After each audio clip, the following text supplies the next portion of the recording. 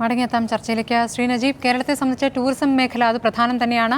Tourism മേഖലയ്ക്ക് എത്രത്തോളം വലിയ പ്രഖ്യാപനങ്ങൾ ഉണ്ടായിട്ടുണ്ട്? ഇതിപ്പോൾ റെയിൽവേ ബജറ്റിനെയും പൊതു ബജറ്റിനെയും കൂടി ഒരുമിപ്പിച്ചു കൊണ്ടുവന്നപ്പോൾ റെയിൽവേയുമായി ബന്ധപ്പെട്ട് പ്രത്യേക സോണുകൾ, ടൂറിസ്റ്റ് സോണുകൾ ഉണ്ടാക്കുമെന്ന് പറഞ്ഞു. അത് എന്താണ് ഉദ്ദേശിച്ചതെന്ന് വ്യക്തവുമല്ല. അല്ല, ആക്ച്വലി ഈ ഗവൺമെൻറ്, പ്രത്യേകിച്ച് പ്രധാനമന്ത്രി ടൂറിസം മേഖലയ്ക്ക് വളരെയധികം പ്രാധാന്യം നൽകിയിട്ടുള്ള ഒരു ഗവൺമെൻറ്റും പ്രധാനമന്ത്രിയുമാണ്. പ്രധാനമന്ത്രിയുടെ തന്നെ ഒരു 5Tയിൽ ടെക്നോളജി, ട്രേഡ്, ടൂറിസം അങ്ങനെ വന്നിട്ടുള്ളൊരു മേഖലയാണ്. അപ്പോൾ ഈ ഡിമോണിറ്റൈസേഷൻ കാരണം കുറച്ചൊരു ഇഫക്റ്റ് നമുക്ക് അതിനകത്തൊരു സ്ലോ ഡൗൺ ടൂറിസം മേഖലയിൽ നാഷണൽ ലെവലിലും കേരളത്തിൻ്റെ ലെവലിലും നമുക്കുണ്ടായിട്ടുണ്ട്. അപ്പോൾ അതിപ്പോൾ ഒരു റിക്കവറി സ്റ്റേജിലേക്കുള്ള എഫേർട്സ് കമ്പൈൻഡായിട്ട് ചെയ്തുകൊണ്ടിരിക്കുക. ഇപ്പോൾ പ്രഖ്യാപനം നോക്കിക്കഴിഞ്ഞാൽ 5 പദ്ധതികൾ SEZ പദ്ധതികളാണ് ഗവൺമെൻറ് വിഭാവനം ചെയ്ത് സംസ്ഥാന സർക്കാരുകളുമായി യോജിച്ചുകൊണ്ട്. ചിലപ്പോൾ ഒരു പദ്ധതി കേരളത്തിൽ കിട്ടിയെന്നിരിക്കാം, പക്ഷേ അതിനകത്തും എല്ലാം ഉള്ള ഒരു ഇംപ്ലിമെൻറ്റേഷൻ ഇഷ്യൂ ഉണ്ട്. ഇപ്പോൾ നേരത്തെ ഒരു 20 വർഷം മുമ്പ് ഇതുപോലെ ഒരു 5 പദ്ധതികൾ ഇങ്ങനെ സെൻട്രൽ ഗവൺമെൻറ് പ്രഖ്യാപിച്ചിട്ട് പല പദ്ധതികളും സമയബന്ധിതമായി നടപ്പാക്കാൻ കഴിയില്ല.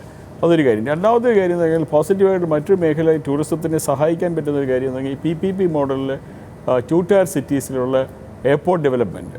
Actually that is an essential thing. കാര്യം എന്ന് പറഞ്ഞാൽ ഇപ്പോൾ ഈ ട്രാൻസ്പോർട്ട് സിസ്റ്റമാണ് ഏറ്റവും പ്രധാനം. രാജ്യത്തിൻ്റെ ഡെവലപ്മെൻറ്റിനും ഗ്രോത്തിനും ഏറ്റവും ഫണ്ടമെൻ്റലായിട്ടുള്ളൊരു കാര്യം എന്ന് പറഞ്ഞാൽ easy transport by road, rail and air.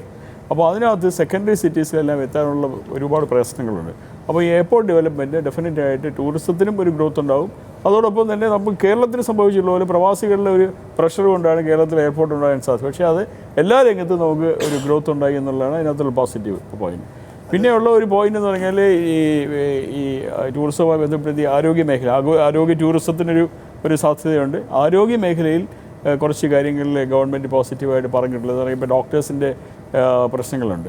വലിയൊരു ഗ്യാപ്പാണ് ബെഡ് കപ്പാസിറ്റിയും ഡോക്ടേഴ്സ് അവൈലബിലിറ്റിയും ഇൻഫ്രാസ്ട്രക്ചറുമായിട്ട് ഗവൺമെൻറ് ഓഫ് ഇന്ത്യ തന്നെ ഫേസ് ചെയ്ത്, പ്രത്യേകിച്ച് റൂറൽ മേഖലകൾ.